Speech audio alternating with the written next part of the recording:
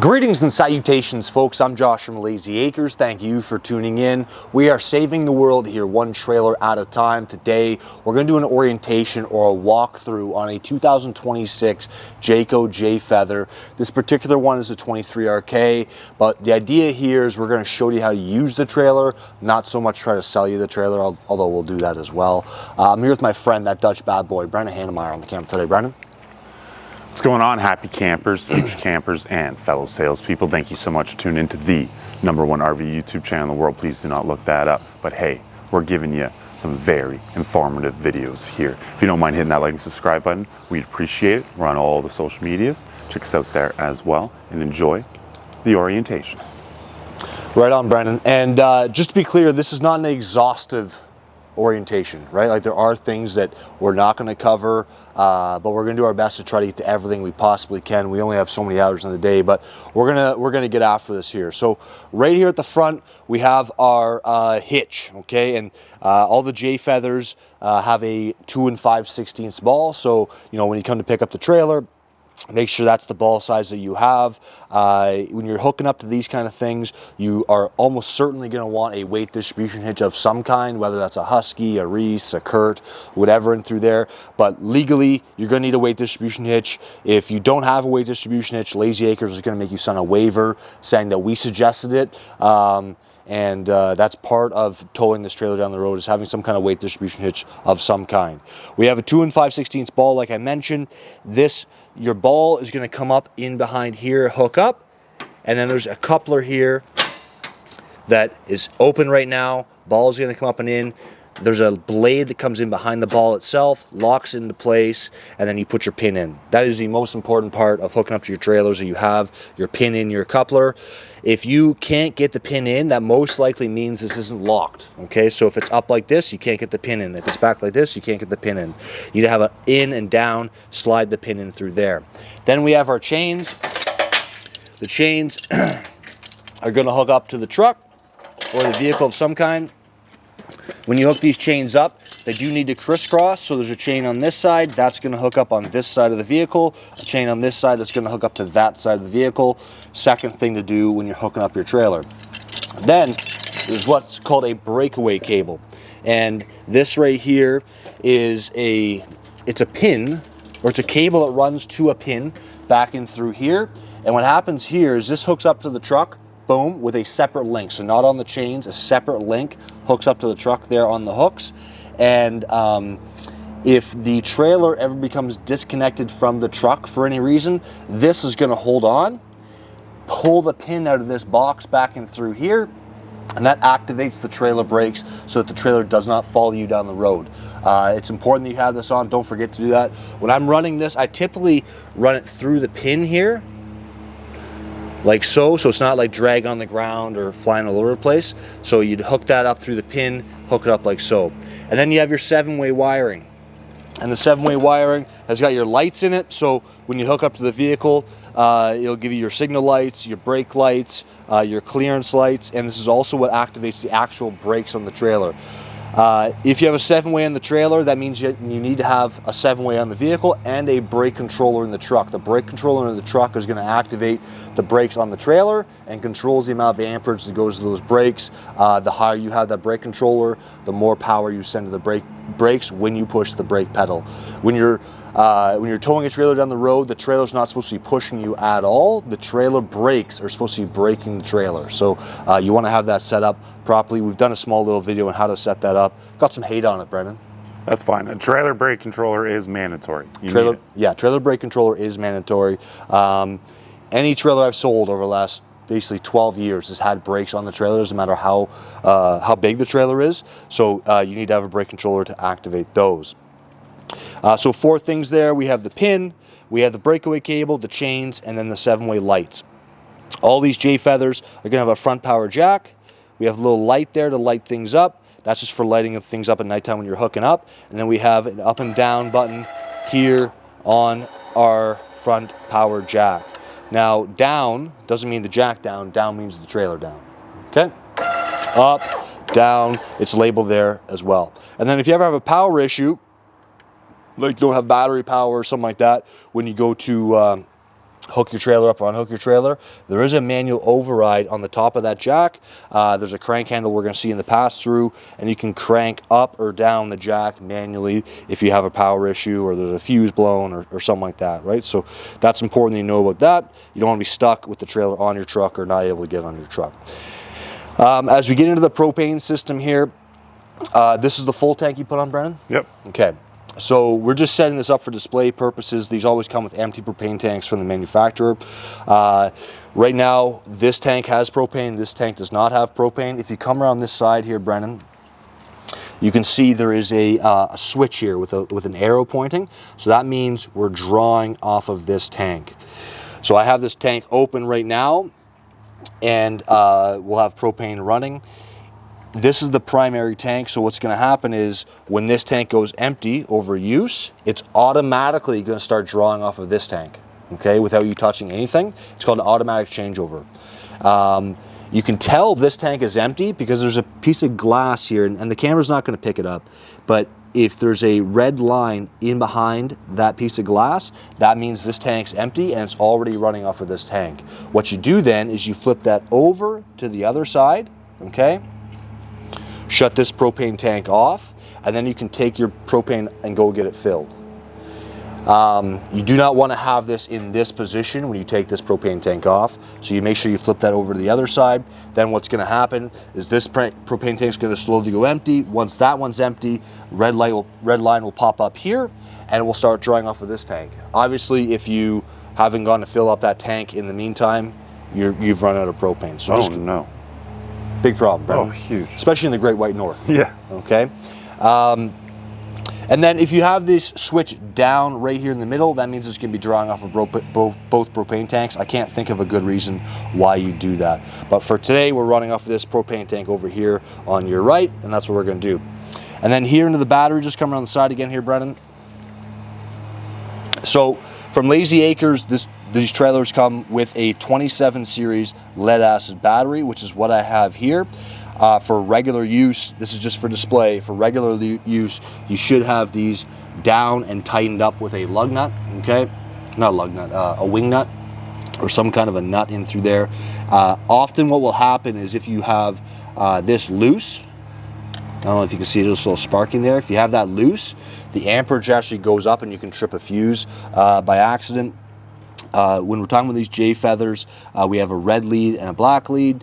Red is always positive, black is always negative. So if you have a Jayfeather, that's where you're looking at. If you have a different branded trailer, it could be white and black. That's a different kind of story. But red is positive, black is negative. When you're not using the trailer, a lot of people will disconnect the negative lead, okay, so that there's not any kind of draw happening on the battery. This particular Jayfeather and all the Jayfeathers will have a battery disconnect, so we'll talk about that. You don't have to disconnect your negative lead. If you just disconnect the battery disconnect, that will shut down the battery altogether. When you're using your battery, for the summer, it's fine to leave on. For the winter, you would want to disconnect the battery, bring the battery inside. Don't store it on a concrete floor. Don't store it where it's freezing. You want your battery to last. There's different battery options you can get into. You know, Brandon, we would offer like 6-volt batteries in series. We would offer lithium batteries, AGM batteries, different things like that. But for standard from Layzee Acres, it comes with one 27 series lead acid battery. Your trailer is primarily 12 volts, so like your lights, your slide, your awning, all that kind of stuff is running off 12 volts. So really it's running off the battery. Even if you're plugged in, like at a campsite or something like that, you should have a battery on the front here operating all those 12 volt kind of things. And then Brendan, as you come in down here, there is just a little bit of electrical box here. This is where your 7-way, like the plug-in for the vehicle comes in, connects into there. There's also some other 12-volt wires that comes into the junction box and through here. These are called automatic resettable breakers, so they're kind of like a fuse, but you don't replace them. They will automatically reset after a certain amount of time. Often, if you're having a problem with like your awning or your slide or something like that, that's like a main 12-volt draw, it's because this resettable breaker is kicked, or there's just a bad connection in through there. So that's like one of the first places we look if you're having a 12-volt issue, is one of these resettable breakers there. And you can test those with like a voltmeter, see if there's still continuity through that breaker. And then We have our storage here. You know, we're not trying to talk or highlight the floor plan in particular, but this is where your battery disconnect is. So this is in the on position right now. If you flip it off and are able to pull out this switch, that means the battery is disconnected. You pop it back in, turn it all the way to the right, battery is good to go. These Jayfeathers also have inverter wiring prepped in through here, so you could install an inverter. Some of these Jayfeathers will have that as a factory option. This one does not, but it is prepped for that. Not usually something a customer does by themselves at home, but I guess theoretically it's possible. Usually a customer would come to a dealership and have us or have someone install an inverter there, but that wiring for that inverter is right there. And then we do have stabilizer jacks here. These are the rock solid stabilizer jacks, which means they're just a little more stable than the standard scissor jack we have. It is still a 3/4 inch drive to bring these down. Basically, these are going to come down, you're going to crank them into place, and they stabilize your trailer for you. They're called stabilizers for a reason and not levelers, so we don't level the trailer with these, we just stabilize the trailer. When you bring your trailer to your site, you're going to back up on the site. I typically just put like a level on the floor of the trailer in the pass-through at the front door, and I would level the trailer. I would check the level side to side first. If you're, say, low on this side, okay, you would pull a head off the site, put a piece of wood down, okay, like a 2x6 or 2x8 or something like that, drive up on that piece of 2x8, check how level you are side to side. If you're still not level, do the same thing until you get it level side to side first. Once you've had the trailer level side to side, then we're going to come up to the front, disconnect the truck or the vehicle of some kind, and turn the level this way, like front to back, and then we're going to level it front to back. Once the trailer's level side to side and front to back, then we can bring our stabilizers down and stabilize the trailer. Again, not for leveling. We're leveling it front to back from the power front jack. Correct. Yep. Just to clarify. Yep, thank you. So level side to side with the wheels and how the wheels are positioned, level it front to back with the front power jack, get the truck out of the way, then you can stabilize it. That all makes sense, Brendan? Yep. Okay. And I know this is going to be a dryer video, folks, so bear with me. I'm just chomping at the bit here. You just say some funny stuff? No, okay. Okay, well, whenever you got a funny thing to say, okay. I appreciate it, Brendan. Here we have a Blackwater flush kit. This will be located in different areas on different floor plans of Jayfeather, but you can see it says as a label here, flush kit. This is basically to spray down the inside of the Blackwater tank, which is your toilet tank, and that cleans the inside of the tank. After you're done flushing, you hook up to that, and we'll come back to that in a minute. There is a check valve on these. So what I mean by that is there's a hose that runs up and into the trailer. There's a check valve, and then a hose that runs down to the Blackwater tank. The reason that check valve's in place is because you don't want to fill up your Blackwater tank and then start coming out here. Okay, so there is a check valve in place. That is, I would say, somewhat of a common fail point. Like if someone forgets to winterize the Blackwater flush kit, that valve can crack. All right, and then when you hook up your Blackwater flush kit, you're going to have something leaking in through there. That check valve's in different locations on every single floor plan, but that is kind of the physicality of how that works. And then we do have our sewer in through here. Different floor plans will have a different certain amount of valves and gray water exits or Blackwater exits in through there, but this particular one just has the one sewer drain. Sometimes it'll have two. This one has one. The idea here is you have a Blackwater holding tank, a gray water holding tank, sometimes a secondary gray water holding tank. Gray water is, again, sinks and showers. Blackwater is toilet. As you come here, you can see this one's actually missing the cap, which is illegal, Brendan, by the way. Oh. You can't go down the road with an open sewer cap like this, but the cap's probably inside somewhere. So you're gonna have a cap that just kind of twists on to one of these two of these four posts. You're gonna take that cap off, gonna go and buy a sewer hose, preferably a good one like a Gorilla hose or something like that, and you're gonna push that on, hook it to the right, and then that is like locked into place. You're going to take your sewer hose, go to your dump location or your dumping location. So sometimes you'll have sewer right there at the site, you'll hook it right up there. Sometimes you don't have sewer at the site, so you're going to dump as you leave the campground. A good rule of thumb is, oh, we do have two, I didn't even see that, there is two sewer drains right here, Brendan. But the idea here is that you're going to hook that up, you're going to pull the gate valve for the gray water first. All right. I should back up. A little bit. We're fine with the camera. Don't worry about cutting that. It's fine for folks to see that. But if you have sewer at the site, you're going to let your gray water go, right? There's no reason of keeping that in the tank. We're going to be letting the sinks and the shower stuff run out into the sewer holding drain and through there.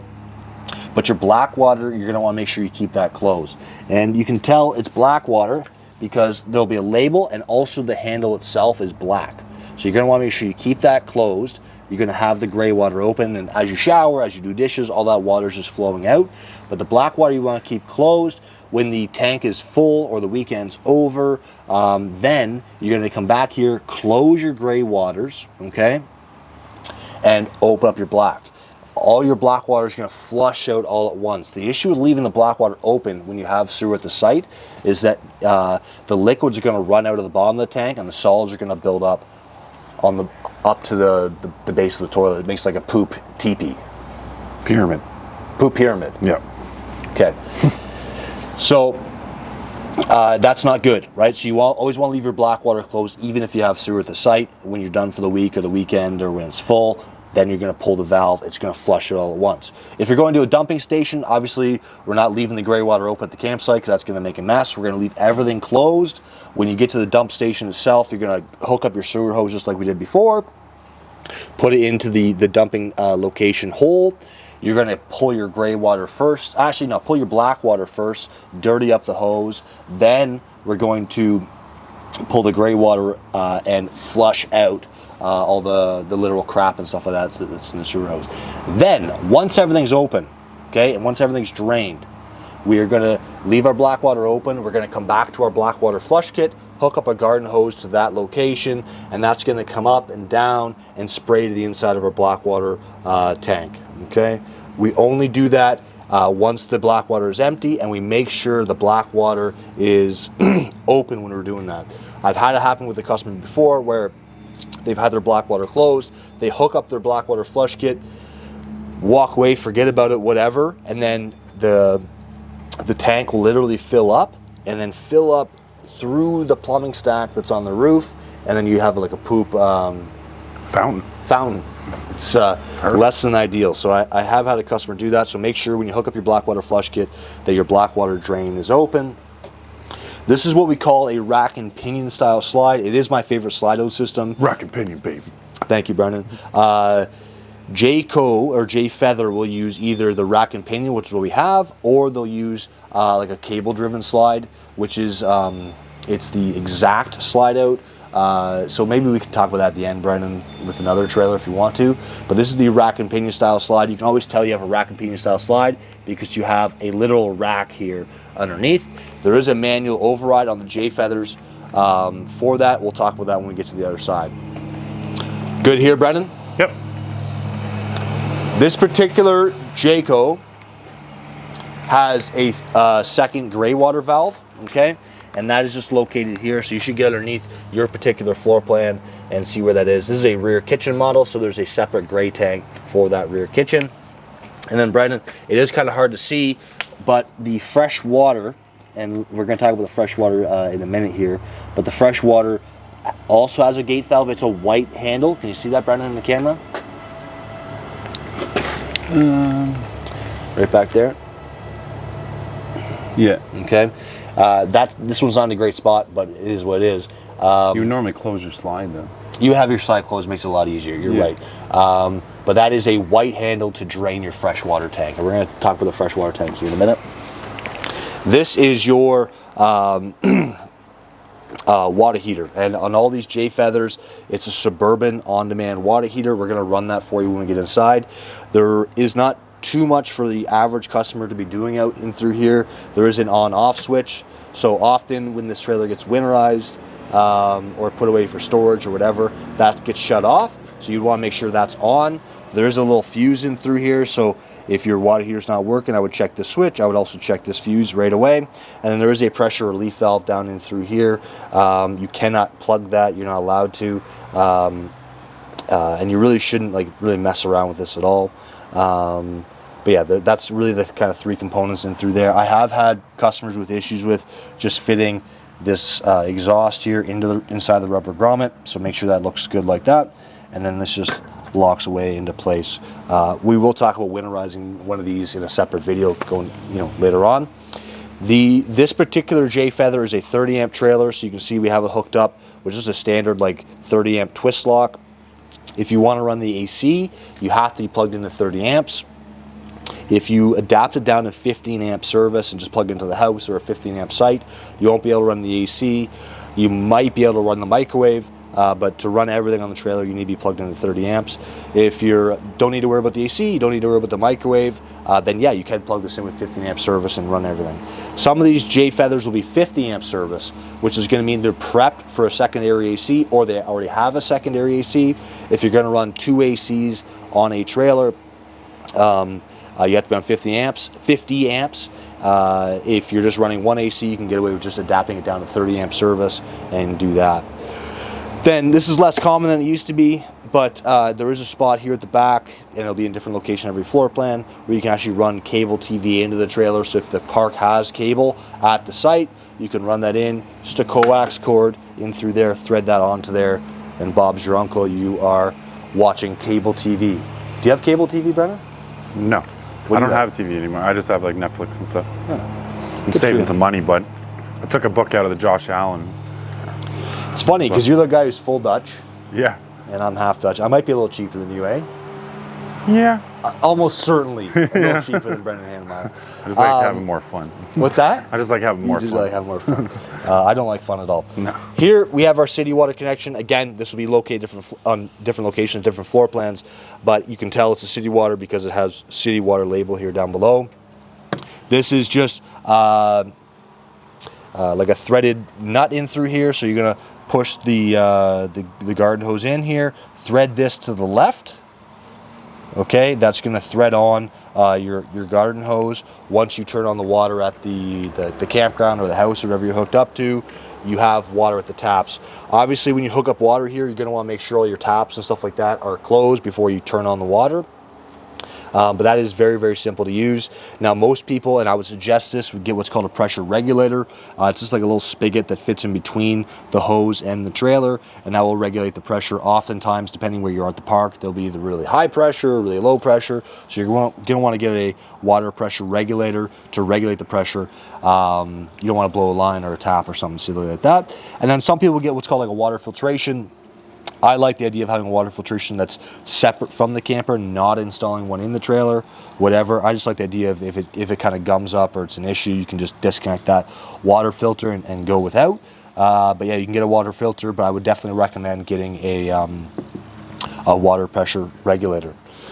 And then we do have a receiver here at the back. This is not meant for towing anything. It is just meant for like carrying a bike rack. There will be a label on that hitch which will tell you how much you're allowed to put on that hitch, but it is not meant for towing a vehicle. There's no lights back here. It's not meant for towing anything. It's just meant for carrying some kind of rack or receiver.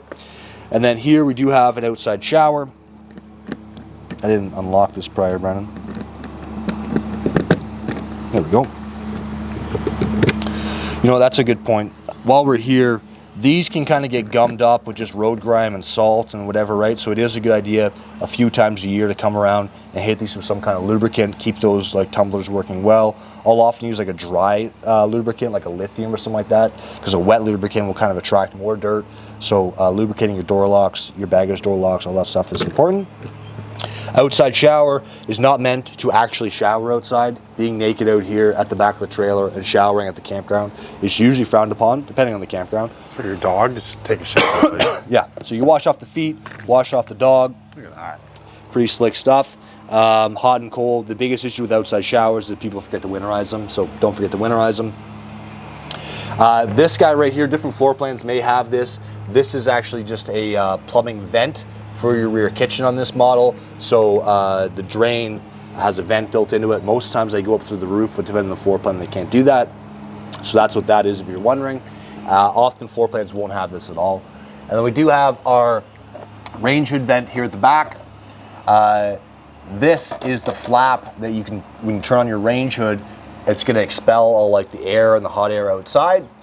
If you don't have this open, it's obviously not working, right? One thing is when people go to travel, they don't lock this into place. This goes flap, flap, flap, break. Okay, so make sure you lock this into place when you're traveling down the road, and then open it when you get to your campsite. Sorry, Brian, I've been holding that for a while. We do have a roof ladder and all these Jayfeathers. There's a weight limit on the roof, on the ladder itself. It's 250 pounds, so pay attention to that. How much do you weigh, Brandon? Now, probably just below 220. You can go up there, buddy. It is one of those things, a roof ladder is great, but it is like a vertical roof ladder, so you really shouldn't have anything in your hand when you're going up and through here. Maybe have someone pass you something when you're up there, but don't go up here with a caulking gun. There is maintenance involved in trailer roofs, right? You hear me in every single video say check your roof sealants every 90 days. You're checking to make sure there's no rips. You're checking to make, like, you haven't hit like a tree branch or something silly. You're checking to make sure that all your caulking looks good. There's no gaps and voids. We've done a video on checking roof sealants. You can check that out if you want to. But I am serious when I say get up on your roof and check your seals every day. The cleaner you keep your roof, the cleaner the side of the trailer is. And then, you know, there's different conditioners, there's different sealants and stuff like that on every trailer. Talk to your dealer. Talk to whoever sold you the trailer. Get the right roof sealant for your trailer. You can't just use like regular silicone or nothing like that. You need to use the proper lap sealant that matches up with the roof membrane. This is a fully walkable roof. You can walk anywhere up and through here. If you're not checking your seals every 90 days, the trailer's going to leak, Brandon. Yep, and you can't walk on like skylights. Let me just be clear. Yeah, no walking on skylights, no walking on solar panels, those kind of things. Walk on the roof decking. That seems obvious to me, Brendan, but thank you for bringing that up, buddy. Some people. No, man. you're right. No, you're right. All right. And then as we slide around here to the front side, often they'll have like a combination of stairs on a Jayfeather. You have your traditional like pull-out style stair, usually on like a secondary door. They can often get like stiff and stuff like that over time, so you're going to want to lubricate those just like you would lubricate your door locks. And then this stair right here is the secure step. This is great, right? Nice and secure to the ground. There is adjustments here for the feet, so if you get to a spot where the ground's a little level, you can adjust the feet like so. There's just a little latch here. That's fairly simple. When you lock this into place, this flips up and in. There's a blue latch that will lock in around. That just holds it while the door is open. And then when you close the door, that locks it into place on these tabs in through here, so the stair's not going to fly out. I have seen it before, Brandon. We've seen this at the sales lot where these kind of come out of adjustment, or they weren't adjusted properly in the beginning, and then the stair can actually fall into place, so fall into the trailer. It won't actually hit the floor or anything, but just keep an eye on that. There is adjustments here with these bolts. Looks like a 7/16 or 3/8 bolt in through there. And then when you're going to bring the stair down, make sure the door's all the way open, okay? Otherwise, this is gonna hit the door frame and scratch that up. You can bring that down. And then another thing to watch for is if you have the stair adjusted too high, you'll go to close this door and the bottom of the door will actually scrape along here. We've seen that happen at the sales lot as well, Brendan. So you want to be checking that. Don't just go in for the first time and slam the door, because you're going to bend or scrape the bottom of the door there. Spare tire on these Jayfeathers is mounted underneath. We've got that right in through here. The crank for that, you just put your handle, crank that spare tire down, and that's not the spare tire, man. The spare tire's up front, which there's a hole the same. Yeah. That's for the slide. So this is the slide out mechanism. Okay, so I was thinking of same idea. Yeah, same idea. But there is a little spigot there, or some kind of a bolt. It's a 3/4 inch bolt, and you're gonna have a grab handle. It's the same grab handle for your stabilizer jacks. You're gonna hook that up and bring in your slide out manually if you have a power issue, some kind of fuse issue, something like that. So you can do that on a rack and pinion style slide. On the cable driven slides, there is still a manual override, but it isn't this way. We'll try to come back and talk about that. Right here we have your freshwater fill. So there's two plumbing systems on this. You have the city water connection, which we already talked about. That's if you have water at the site or the house or wherever you're hooked up to. Sometimes you're going to go to a site, there's no water there, so you're going to fill up your tank. And what you do with that is you just take your garden hose, set it inside here, okay? turn on the water, and it's just going to fill your freshwater tank up. Remember we talked about the drain on the other side, Brendan? Yep.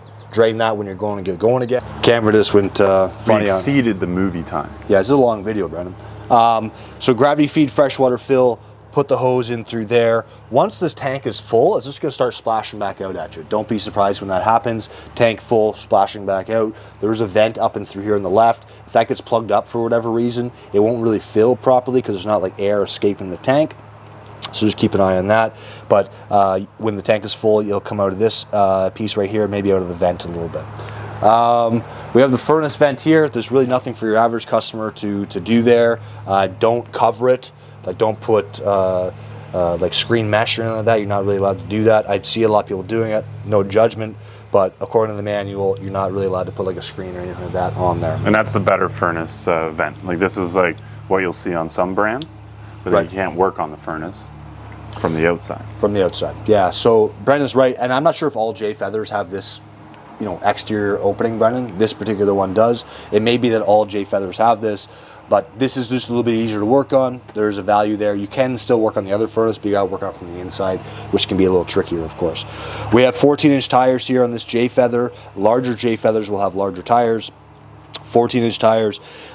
When you're filling up your tires, you're going to want to, oh, this one's missing the valve stem.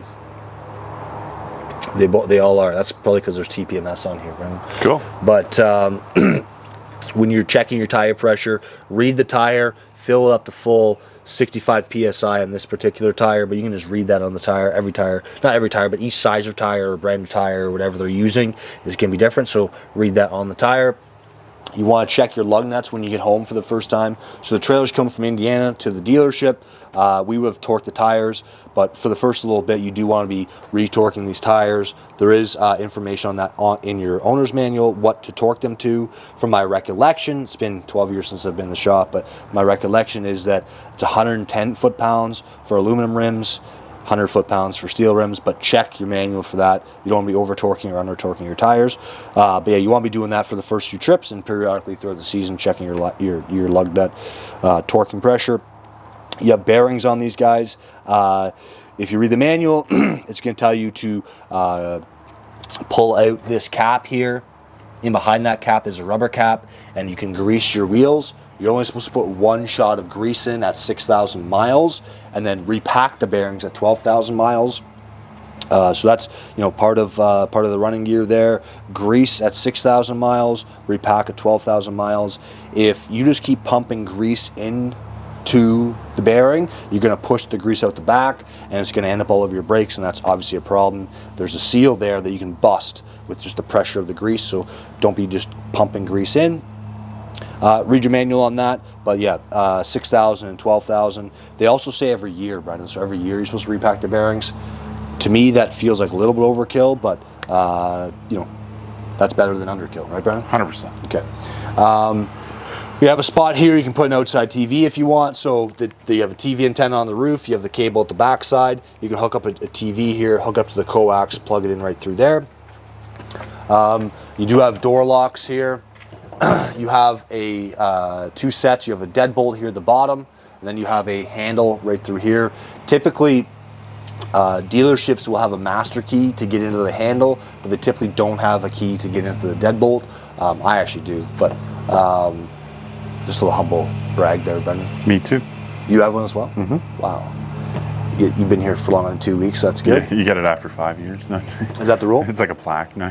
So on the regular, don't lock your handle. You don't need to lock your handle. You would lock your deadbolt for when you're going down the road, because that's actually going to come over to the left-hand side and lock the door into place. You should lock your door when you're traveling.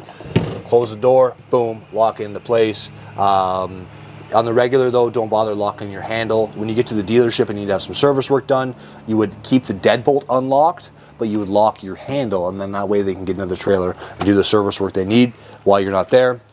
This is the spare tire I was kind of expecting, Brendan. There's another crank in through there. You can lower your spare tire down.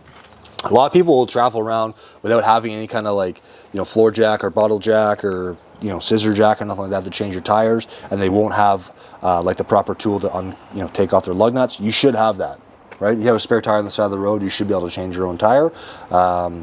So you'd want to have those pieces to do that, but the spare tire itself is mounted underneath. They don't come with the wrench or anything like that, so you should get one of those. All pretty straightforward in through here. Oh, we have a couple handles here, Brandon. This is the handle for the stabilizer jacks, the spare tire, and the override for the slide. And this handle right here, the smaller of the two, is the handle to bring up and down your front power jack manually. Now, there is a manual override as well for the awning. That little rubber cap in through there, you can take that out. We've done a video on how to do that, but there's like a certain size nut that threads on there. I think it's 7/16, but a certain size nut that threads on there, and you can bring in or out your awning manually. Again, if you have a power failure. There is a lot of backups on these Jayfeathers, Brendan, that aren't on a lot of trailers. Like, I don't think the Jayflights have like a proper manual override for the slide out. Jayfeathers do in through here. Now, I'm just gonna bring the awning out. I don't think we can bring it out fully, Brendan. For the first couple times when you're bringing the awning out, often it's been stored and stuff like that, so it'll kind of stick. If it sticks, you should just be able to come to the arm, kind of give it a little bit of help, and it'll extend out all the way. As you're extending the awning, oh, that's the slide. As you're extending the awning, if you leave your awning out in like a heavy rainstorm or heavy rain at all, and it collapses under the weight of the rain, that's not a warranty thing. So if it's gonna be really rainy, do not leave your awning out. If it's windy at all, put your awning away. If awning collapses or breaks due to wind or rain, it's not a warranty claim, so you want to be careful with how you're using that. I might just bring that in just a little bit more. There is a little valance at the end of the awning. You can tell the awning's all the way out when that valance hangs down at 90 degrees. That's how far you want to bring it down. And then you can actually pitch your awning. You gotta be careful how you say that. You can pitch your awning, and that's this guy right here. You can compress this, and it will pitch the awning one way or the other. So if you have a little bit of light rain, you can pitch the awning away from the door or where you want to kind of run in the site. But when you go to bring the awning back in, you gotta make sure this is in straight mode right in through there. Otherwise it's gonna retract crooked, and that's not ideal. Don't use any kind of harsh like cleaners on your awning. There is a film there that will stop it from molding. If you use like a dishwash soap or something that's like a degreaser, it's going to get rid of that film, and then your awning's always going to mold quite easily. Cleaning awnings is a pain in the butt, but makes a difference, Brendan. It does. Okay, it is a black awning. That's kind of convenient, but yeah, keep your awning clean. Put away for when it's raining hard. Put away for when it's windy at all. Pretty straightforward stuff. Anything you want to add on the awning, Brendan? Nope. Okay. Nailed it, buddy. Thanks, buddy. You want to come on the side? Sure. Nice looking trailer. Great. I'm just going to close this awning up, Brandon, just in case. We get a rainstorm. Rainstorm, windstorm of any kind. I always freak out about awnings open on the sales lot. Okay. First few things when we get inside here. Every trailer is going to have a fire extinguisher. Make sure you got that. You are going to have a propane detector, and that's typically in the smoke detector, and that's typically in the roof somewhere. So this is a smoke alarm right here. There's going to be instructions on how often you're going to change the battery, that kind of thing. If your battery gets low, this will start chirping at you like once every 30 seconds or so. It's telling you to change the battery. If there's an alarm, it's obviously going to go crazy, right? You go bop, bop, bop, bop, bop. And then on these Jayfeathers, just looking for the propane detector, Brian. See anywhere? Oh, right here. So this is your propane /CO, so carbon monoxide. This is actually hardwired into the trailer, so it's one of those things that will slowly kill your battery. If your battery's getting low in the front and you're not plugged in, it's going to start chirping at you again every 30 seconds or so. That's usually because there's like a low battery.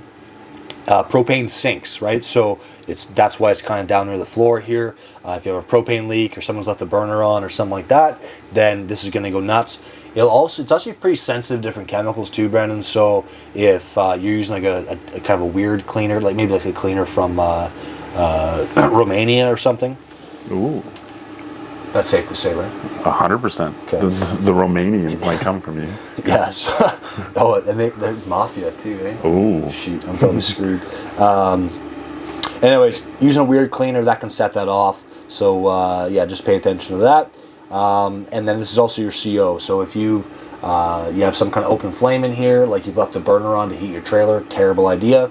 That will start to chirp at you or go off and tell you have carbon monoxide in the trailer. I had carbon monoxide poisoning once, Brent. I'll tell you that story. No. I'll tell you later. Okay. Everything else, or a lot of the other stuff inside, is fairly self-explanatory. You're gonna have light switches for the main lights. These also have a little button in the center of them. It's simple, but some people don't necessarily know that there's also a switch in through there, and they can't really see it or feel it. We do have like phone chargers in through here that will charge your phone. This will also pop up. You have USB, 2 USBs in through there. Nice tray, whatever. You do have a spot right here to add a TV if you want to. Here, look at that light again. And an emergency exit window. I think you talked about that. Okay. Yeah. TV in through here. You can mount a TV on yourself. A lot of times it's great to have the dealer do that. When I'm mounting a TV, I don't just trust that there's a backer location there. I would run a small pilot hole in there, make sure there's actually some wood in through there you can screw the TV bracket to before you just run in the screw, right? The screws will make a mess of the wood. So a little pilot hole in through there, and then if there's no backer there, you can easily fill that up. We do have an exit window. This exit window has a screen, so you can use it for regular use. Okay, to unlock this, we just pull these, and the window's not going to fall out, all right? It's hinged at the top, so you can use it as an exit window. I still suggest the door, Brennan. Well, maybe your front closet's set on fire. Right. No, you're right. There's a reason for exit windows, don't get me wrong. But you unlock this, it's going to hinge out at the top, and then you can hop out the trailer like so. Windows can get stiff too, Brennan. Right, just over time, like debris and stuff like that gets in there. So a lot of people will use like a silicone spray here in the window, and that just keeps things running nice and smooth when you're using that. We do have a solar charge controller here. This is what's because these Jayfeathers have a solar panel or sometimes 2 solar panels. This is controlling the amperage that goes to the battery, so your battery's not getting overcharged. Yeah, you can play around with that.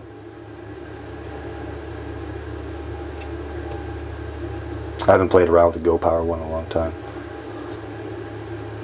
Cool. Maybe we'll come back and talk about that later. Eh? Yep. Okay. Oh, there we go. It is giving us a display there. So we got 13.7 volts going to the battery, 1 point something amps. So it just kind of cycles through the display there.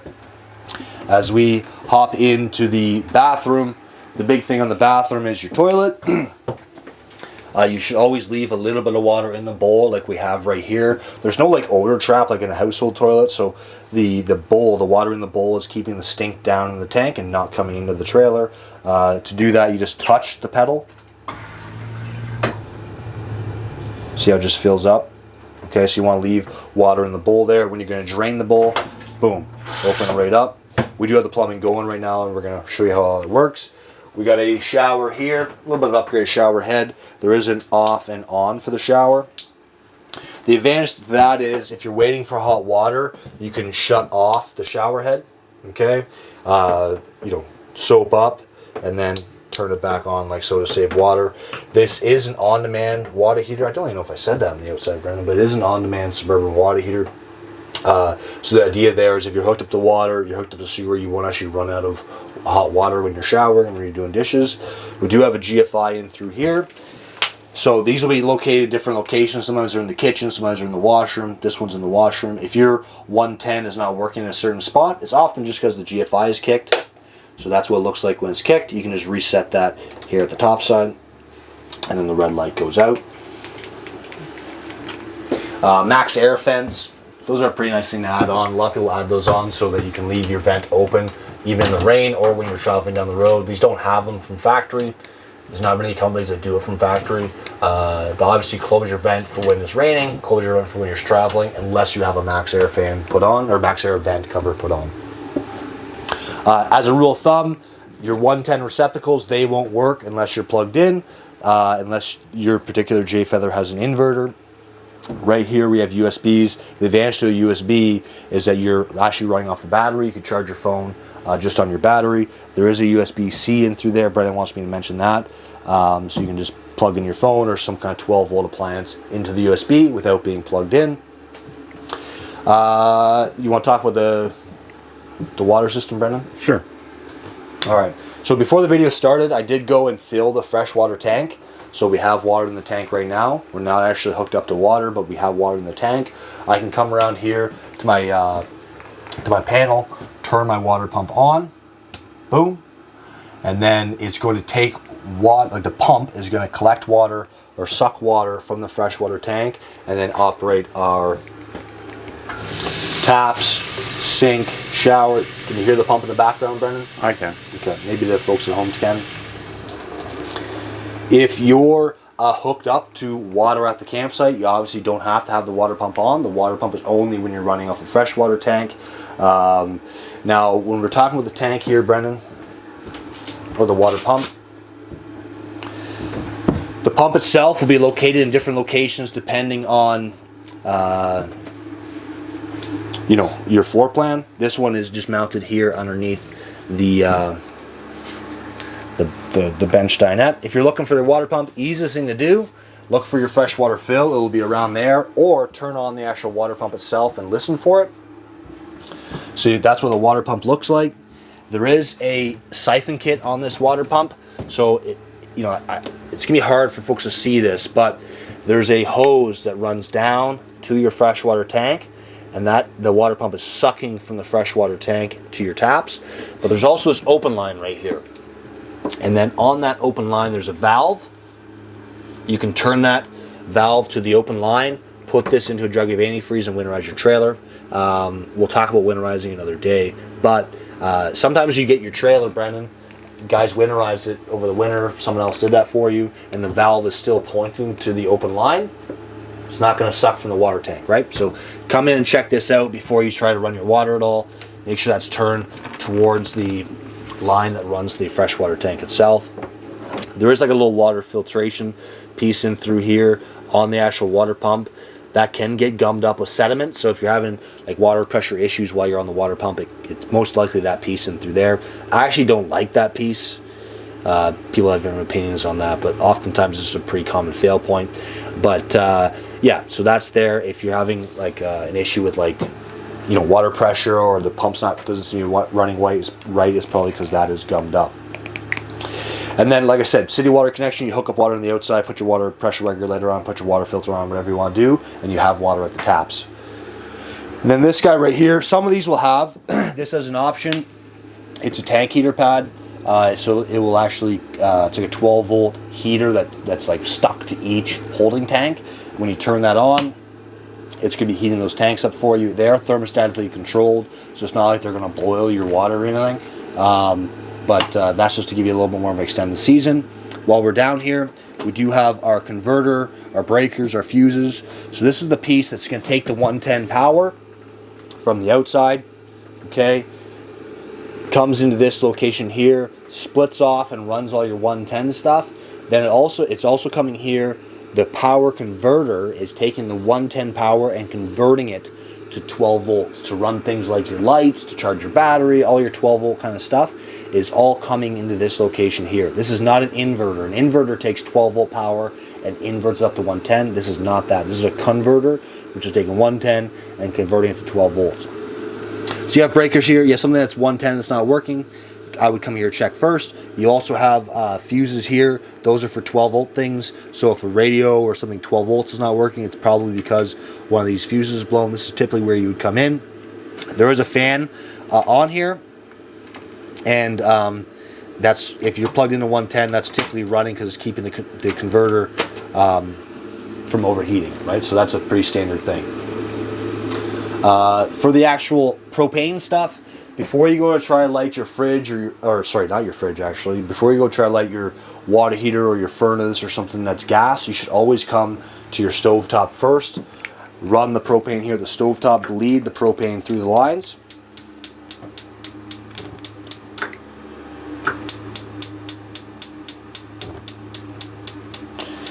There is a little thermocouple here beside the burner. Sometimes it takes a few seconds to heat that up to keep the flame on. But yeah, just turn this from off, hold it into light, and then you can kind of adjust your temperature depending on what you want to do there. Don't use this as a heating appliance. I know it seems obvious to say, but this is not meant to heat your trailer. You will die. Is that too abrupt, Brendan? Or? Nope. Okay. And then the oven itself, this can be tricky to light. That's the far right knob. You turn this to pilot. Okay. You need to take a lighter and light here at the back. Okay.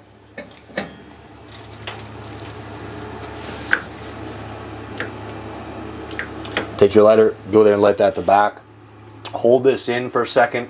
Once the pilot light is lit, once the thermocouple is heated up, then you can pop this out and turn this to whatever you want. Okay? Oh, sweet, Brennan.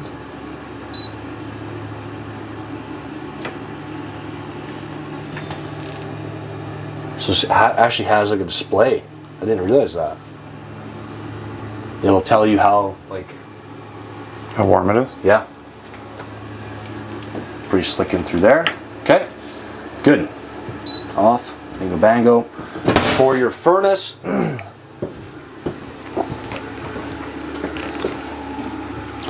guess it's too light here.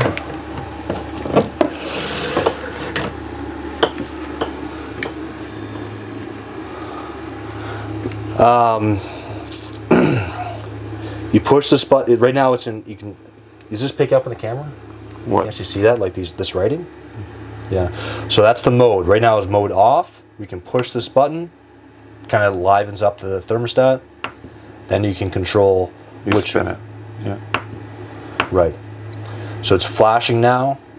We can turn that to cool, to heat, to cool plus heat, dry cool, or off. So depending on which selection you have there, let's just select furnace or heat. Click it again. Yep, there we go. Right now it's set to 99 degrees Fahrenheit. It's probably a little hot. Ooh. That's it. Set that to 71. What you're going to hear on the furnace is the fan's going to kick on first. All right. And then if you're on the outside of the trailer, you'll hear, actually it's 74 degrees outside, so we got to go up a little bit. We're going to hear the fan kick on, and then you're going to hear like a lighter, and then the furnace itself, the flame is going to kick on.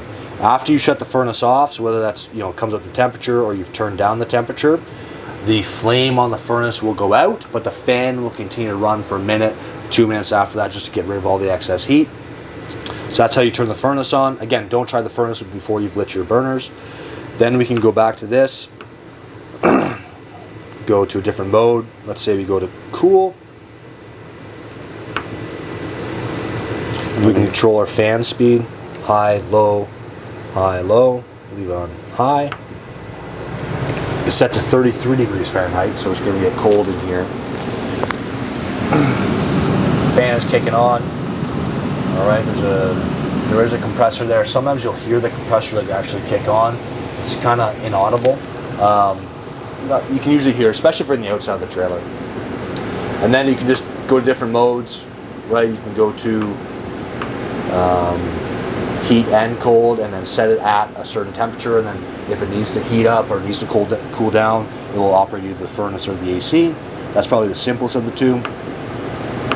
And then obviously when you're done using everything, just go to off, select off. Cool. And then the water heater, Brennan.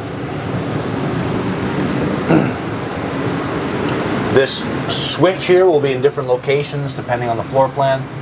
Okay, you have an on-off button on the top left. We can turn that on.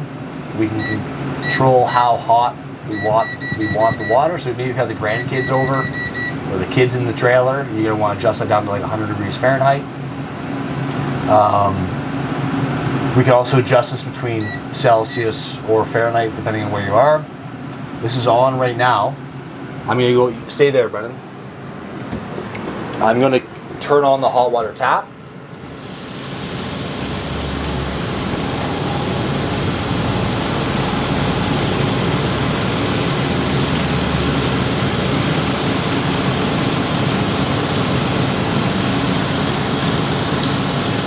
Pretty fast.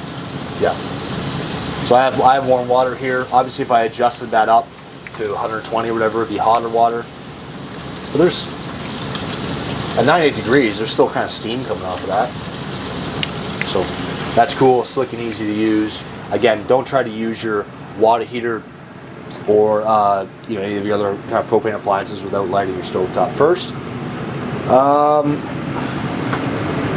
I leave the fan on this thing, Brendan? I should.